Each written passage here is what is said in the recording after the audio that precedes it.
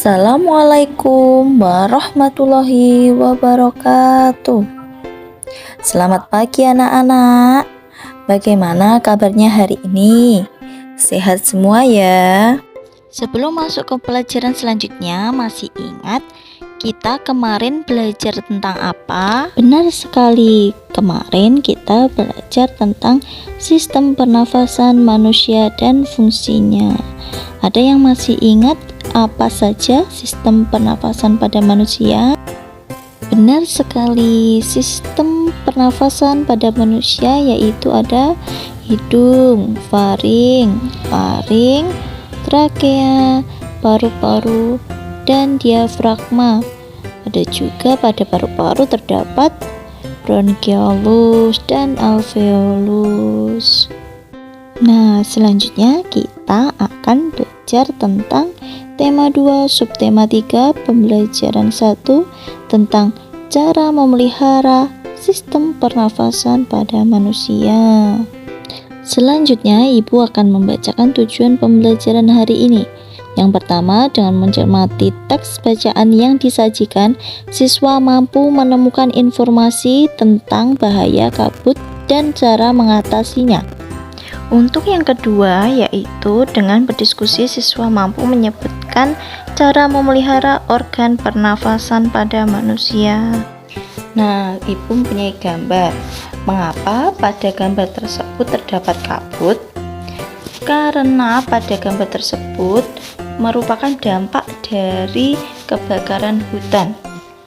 Jadi, kita harus menjaga lingkungan kita supaya tidak terjadi kebakaran hutan yang nantinya akan sangat berbahaya bagi sistem pernafasan manusia dan nantinya juga akan berdampak pada lingkungan sekitar, seperti bisa terjadi kebanjiran karena hutan yang gundul, bisa terjadi longsor dan dampak negatif lainnya. Nah, sekarang kita akan belajar tentang kenapa kabut asap sangat berbahaya bagi tubuh kita. Karena pada asap kebakaran hutan dan lahan dapat menyebabkan partikel atau debu halus hasil kebakaran seperti jelaga. Saking halusnya, partikel ini akan dengan mudah tersiap dan mengotori sistem pernafasan.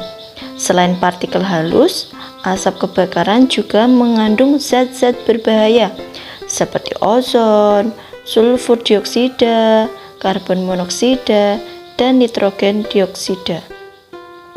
Nah, kabut ini dapat mengganggu kesehatan semua orang, baik orang yang kondisinya sehat maupun yang sakit. Namun, pada orang yang kondisinya kesehatannya kurang, khususnya pada orang yang memiliki riwayat penyakit pernafasan, anak-anak, dan balita, kabut asap adalah bencana yang bisa mengancam jiwa. Jadi, pada kabut asap ini memiliki berbagai dampak yang sangat berbahaya bagi tubuh kita. Bahaya dari kabut asap yang pertama yaitu kabut asap dapat menyebabkan iritasi pada mata, hidung, dan tenggorokan. Dan yang kedua, kabut asap dapat menyebabkan reaksi alergi, peradangan, dan mungkin juga infeksi. Ketiga, kabut asap dapat memperburuk penyakit asma dan penyakit paru kronis lain seperti bronkitis kronik. Keempat, kabut asap dapat menyebabkan kemampuan kerja paru. Kelima, kabut asap dapat menyebabkan orang lanjut usia dan anak-anak yang memiliki daya tahan tubuh rendah akan lebih mudah mengalami gangguan kesehatan. Yang keenam, kabut asap dapat mengurangi kemampuan tubuh dalam mengatasi infeksi paru-paru dan saluran pernafasan. Ketujuh, kabut asap dapat memperburuk penyakit pernafasan yang sudah ada. Kedelapan, kabut asap menyebabkan polusi pada air bersih, tanaman sayuran, buah-buahan, dan makanan yang tidak ditutup. Kesembilan, kabut asap memperburuk kondisi lingkungan sehingga menyebabkan penyakit ispa. Itulah bahaya dari kabut asap. Oleh karena itu, kita perlu melindungi diri dari kabut asap dengan cara menghindari atau kurangi aktivitas di luar rumah. Yang kedua, selalu memakai masker jika harus pergi keluar rumah. Ketiga, minumlah air putih lebih banyak. Keempat, segeralah berobat ke dokter atau sarana pelayanan kesehatan bila mengalami kesulitan bernafas. Segera lakukan perilaku hidup sehat. Upayakan agar asap tidak masuk ke dalam rumah. Ketujuh, tempat penampungan air minum dan makanan harus ditutup. Kedelapan, buah-buahan dan sayuran yang akan dimakan harus dicuci terlebih dahulu.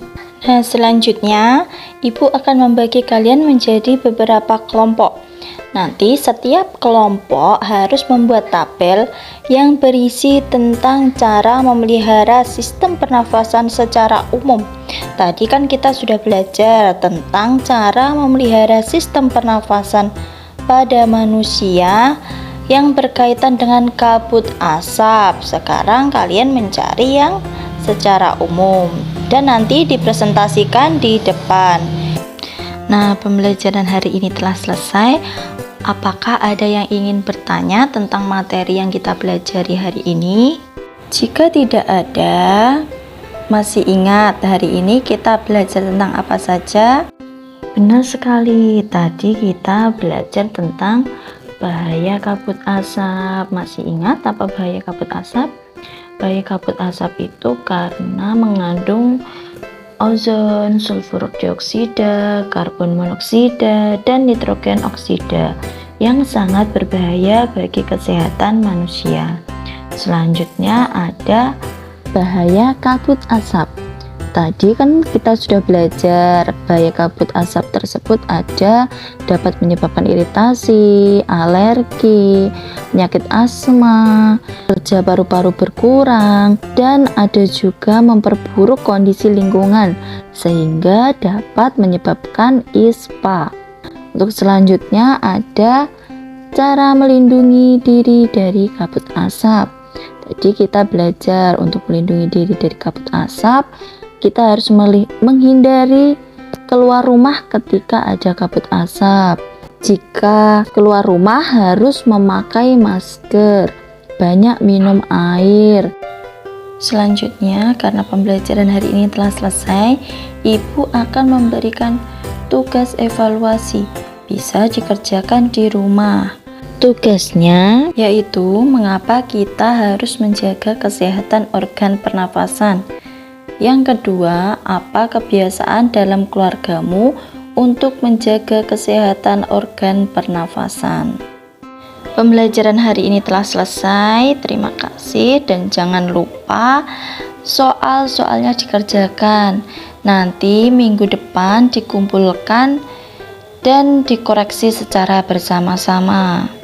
Sekian pembelajaran hari ini. Wassalamualaikum warahmatullahi wabarakatuh.